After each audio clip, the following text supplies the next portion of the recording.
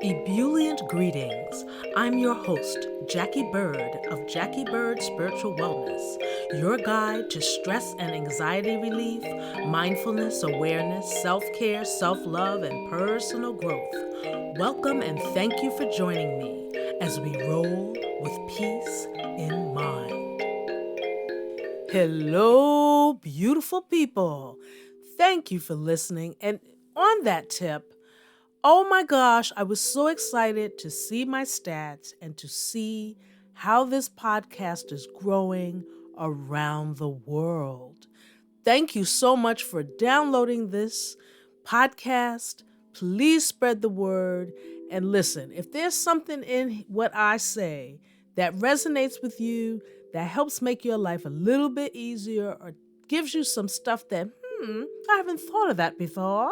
If any of that is in an episode that you listen to, please go to whatever platform you listen to this podcast and leave a comment.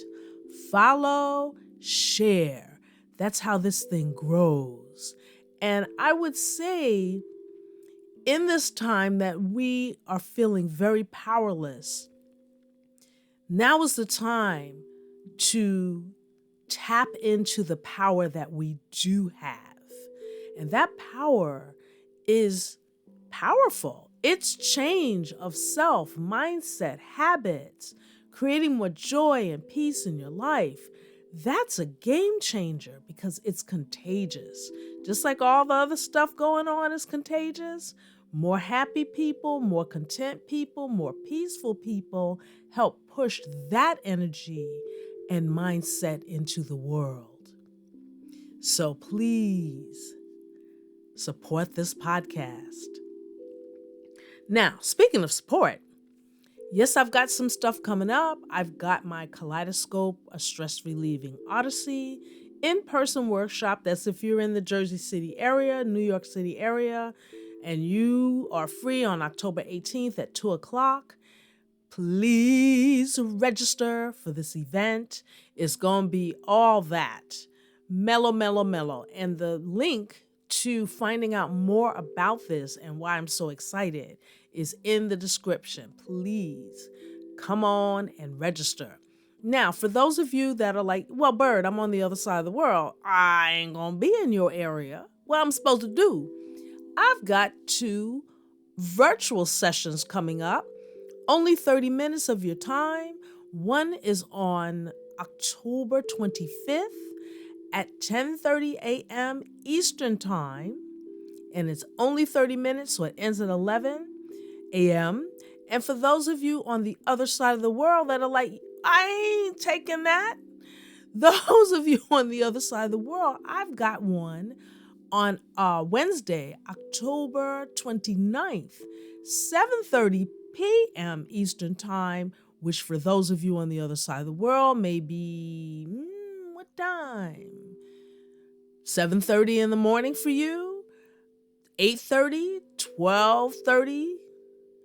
So if you can't make one, please register for the other. And again, that is going to be in the description. Those links, you can go right on my website and link in and register and sit with me quietly and calmly and soothing and ground and, oh gosh, I'm getting ready to go on another tangent, but ground and center and all that good stuff so that when you go through your day or end your day, wherever it's happening for you in the world, you are in a nice tone, a nice tune.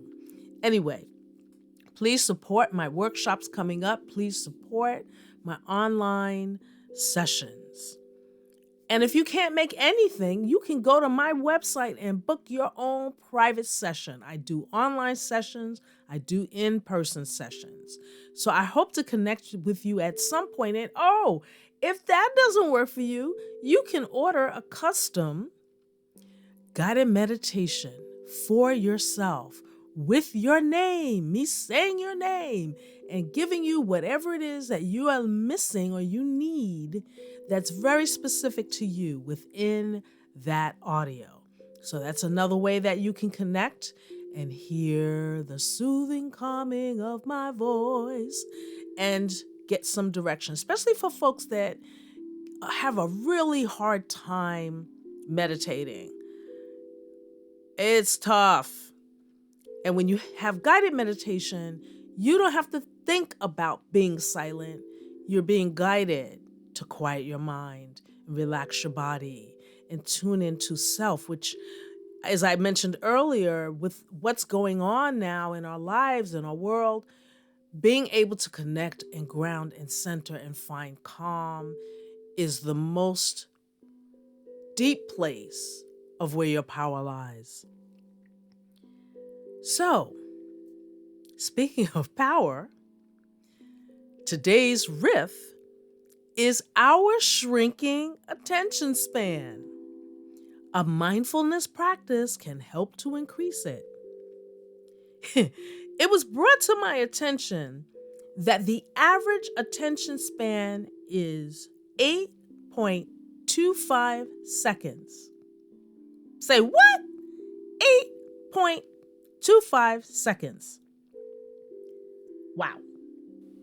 Some sources, such as a 2015 Microsoft study, point to an 8-second attention span, which is shorter than a goldfish's 9 seconds. This is a decrease from 12 seconds in the year 2000. So it's not getting a whole lot better, is it? Our attention spans. Wow. Some more statistics. Women usually have longer attention spans than men. That explains a few things, maybe. Attention spans can range from 2 seconds to over 20 minutes. So there's hope, people. There's hope. 25% of teens forget important information about their close family and friends. Oh my God, that breaks my heart. The average human attention span, as I said, has decreased by 25% from 2000 to 2015. Damn, that is fast, y'all. And as I said, humans have a shorter attention span than goldfish. Now, come on. Come on, we got to represent now. These stats are definitely quite alarming. As our population is living longer, what, pray tell, could be the quality of life as the population ages? And I know, when you're a young bumpkin and you're like doing your thing at the gym and you're looking at your body and you're taking selfies, you're not thinking about your long-term quality of life.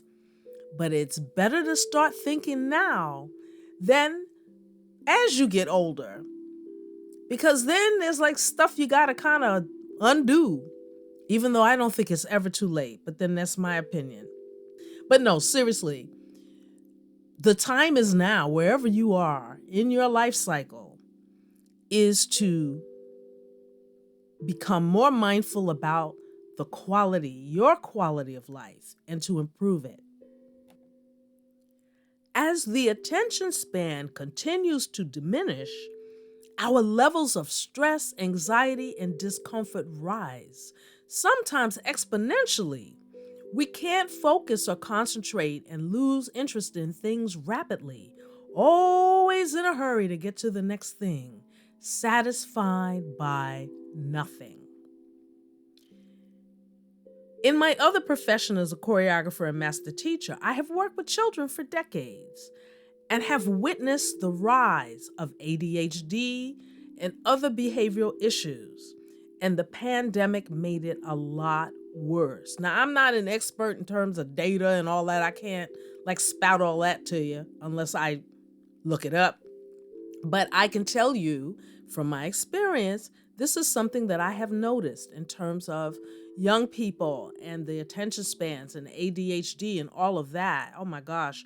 And that's why the arts are a wonderful thing for these young people to participate in, as it helps them with focus, discipline, memory, and concentration.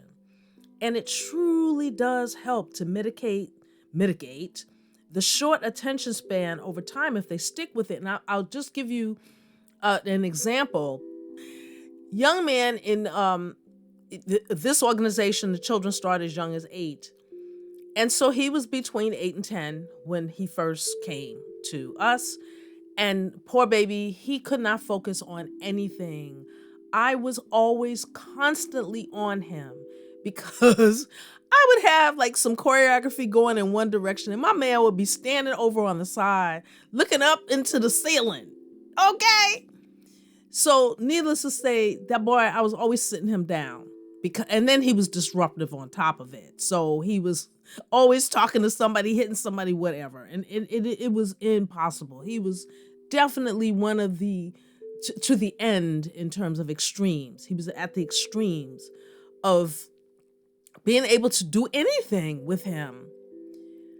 And then, now this is actually interesting because I saw things go down during the pandemic. But in his case, something happened because there was some time that had gone by. I hadn't seen the kids because, we're pandemicking and all that stuff. And then the organization decided we were going to shoot with the distance between us. They were going to shoot a film. They were going to we weren't going to blow our gala, fundraising gala. We were going to shoot a film. So we did that. And as we're going over the choreography, now I had taught this choreography over Zoom, and that was rough because most of the kids had their cameras off. So I couldn't even see whether or not they were getting what I was giving them, whether they could understand the choreography. I had no clue. And now here we are, we show up to film stuff that I don't even know if it's gonna work. And so we do a little run through of one of the numbers with the division that's ages 10 to, I guess they're about 10 to 12. And this young man has moved up. And he's the only one that knows the choreography. And not only does he know the choreography, he's doing a damn good job. I almost fell out on the floor. I could not believe this was the same child. I could not believe it. So that is a testimony into how important the arts are. Whether the children want to go on to do it professionally or not is not the issue, or not the point. The point is the skills that are developed as a result of learning an instrument, taking dance classes, learning to paint, anything that's creative. It really gives all of these beautiful things to a growing person and an adult. Doesn't matter whether you're good or not. You can say, oh, I suck, I can't draw. Oh, I suck, I can't dance. Oh, I suck, I can't sing. That should not stop you because it's the action, it's what you can gain from it, and you might actually have fun. So, anyway, more on the short attention span. From a 2023 article in the New York Times is written by Dana G. Smith, I quote, "In 2004, Gloria Mark, a professor of informatics at the University of California, Irvine, watched knowledge workers go about a typical day at the office. Using a stopwatch, she noted every time they switched tasks on their computer, moving from a spreadsheet to an email to a web page to a different web page and back to the spreadsheet. She found that people averaged just 2.5 minutes on a given task before switching. When Dr. Mark repeated the experiment in 2021, the average time office workers spent on a task had dropped to 75 seconds from 2 minutes, and it has continued to drop from there," end quote. I said knowledge workers. That should have been office workers. So in each instance, office workers. The article goes on to say, anyone who's tried to study for an exam, write a report, or read a book knows how hard it is to concentrate for significant chunks of time. Typically, digital devices are to blame for the disruptions. The internet is omniscient and our phones omnipotent, and together they demand and destroy our concentration. Even when we really try to focus on a task, we often find we can't. Our eyes glazing over and our thoughts drifting. And that's why listening to my podcast is so good. How to increase our attention span. Because, it's one thing to know all the facts or the data. And then you're like, okay, well, I got all this bad news. What am I supposed to do about it? There is something you can do.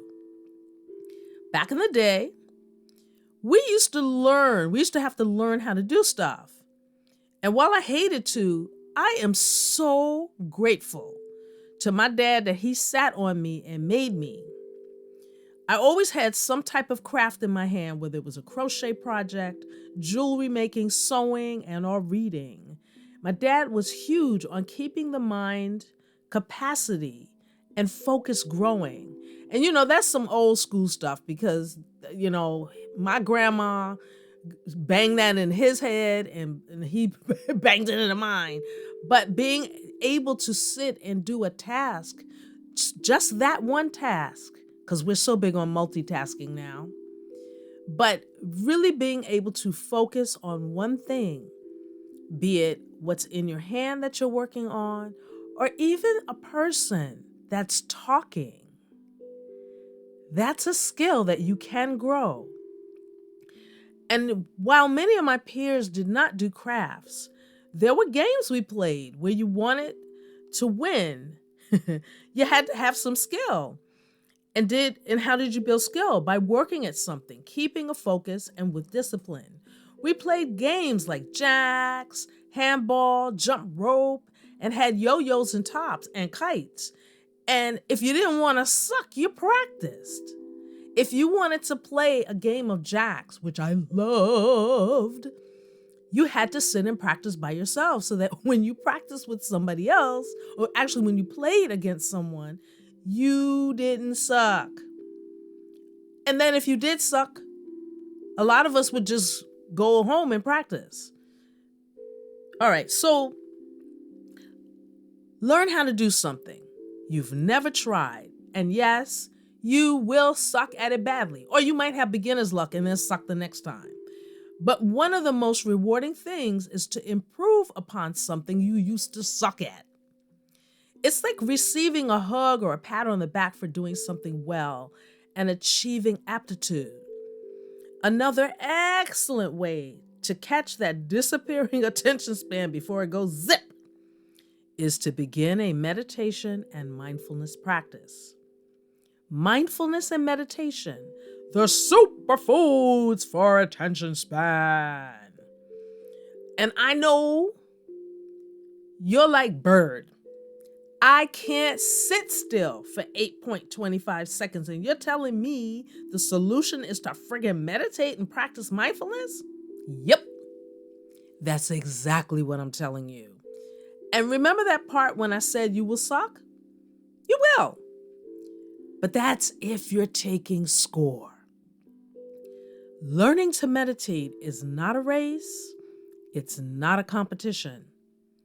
It's for your well-being, wellness, self-care, and overall feeling so much better. Especially if you take your practice with you after sitting still and breathing for however long you can. It means nothing to sit for hours in meditation, only to get into a fight with someone over a parking space. So the idea, and that's with yoga too, the idea is to take the calm, whatever connection you can make in that time that you are connecting with yourself. The idea is to take that with you off the cot or the mat throughout your day. Meditation and mindfulness will help you with focus, concentration, and discipline. If it's really something that's important to you, you will make time. Even if it's a minute, 2 minutes, 3 minutes, 4 minutes, 5 minutes. It's not the quantity, it's the quality. So if all you have is a minute to sit, 30 seconds to sit, and remember to breathe in deeply and to exhale deeply. You can do that through your nose, in and out.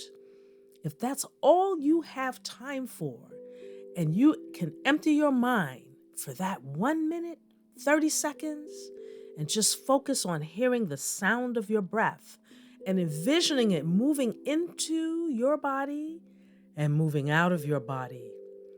For that moment in time, you have given your body grace, your body and mind. And initially, yes, your mind will wander. In the beginning, your mind will wander like crazy. Oh God, did I turn off the stove? Oh my gosh, I gotta pick up Sammy and what? Oh, it'll wander. It's okay. Let it. Don't judge yourself, but see if you can catch yourself. That's an important milestone. Then gently bring your mind back to the breath. That is part of the process in the journey. And again, this is a journey. Deep breathing calms you, helps you release stress and anxiety in the moments you manage to be still for however long. Eventually, you will be able to increase the time with dedication. And with that, your attention span will grow. With that, you will want to make time for yourself because you will notice how important it is. You will notice how much more productive you are, how much more energy you can have as a result of taking that time out for yourself. So, if you have a moment right now, go ahead and sit quietly and close your eyes. If you don't have a moment right now, but you will at some point in your day because you're going to make a moment, come back to this right now, meaning this spot, not right now, but to this spot in the audio. Come back to this and just sit, but just sit quietly and comfortably and feel your body. Don't do anything. Just breathe normally on your own time. See if you can relax your eye muscles, because there's a tendency that our eyes jump and move around when we sit still. Take a deep breath in through the nose. Exhale slowly.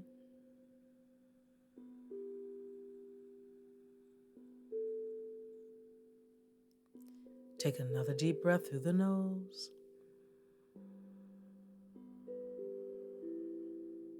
Exhale slowly.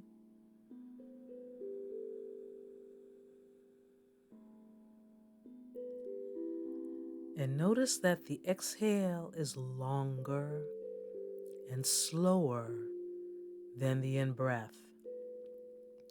Repeat that, breathing in.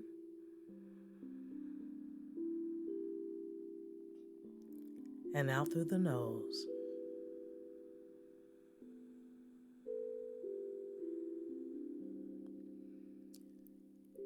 With each exhalation, feel more of the muscles in your body release and let go. Breathing in deeply.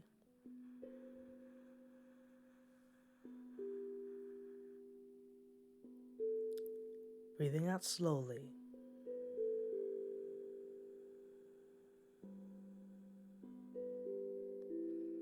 And just focus on the release of tension throughout your body.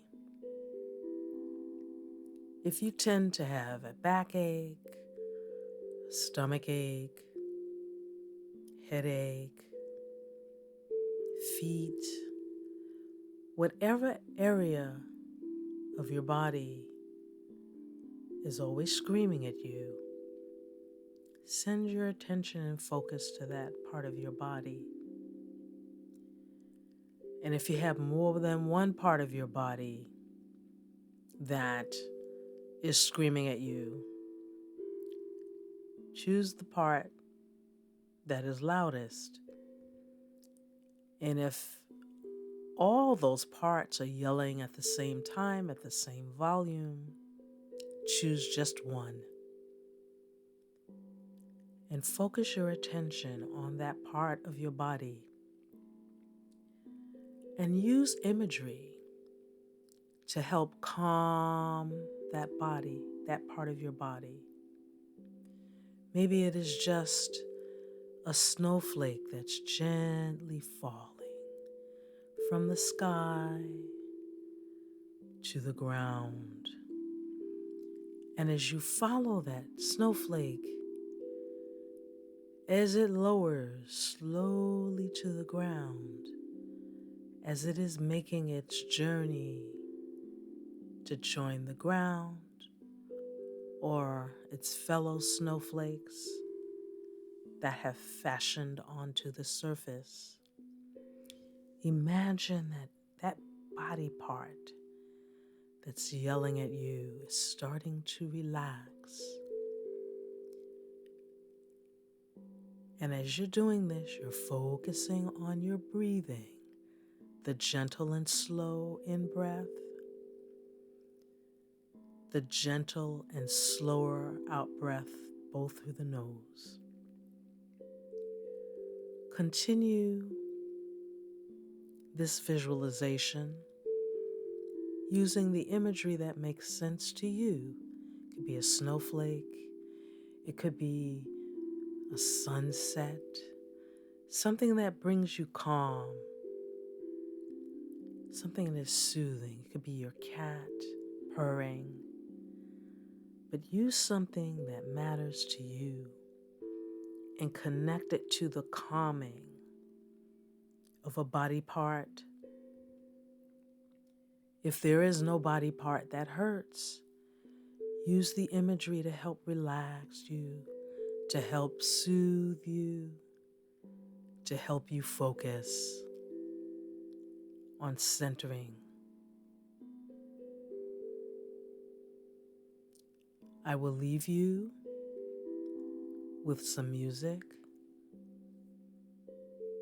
so that you can sit and continue. And I want you to remember to please support the podcast by leaving a follow, a comment, a like, and share. Visit my website for more tools and tips. Continue to breathe, continue to relax, and expand your attention span.